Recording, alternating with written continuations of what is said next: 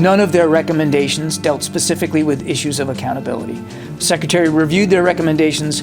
I won't get into all of them. Some of them are understandably classified, but he approved their recommendations. So I do not anticipate there being issues of personal accountability to be had with respect to the August 29th airstrike.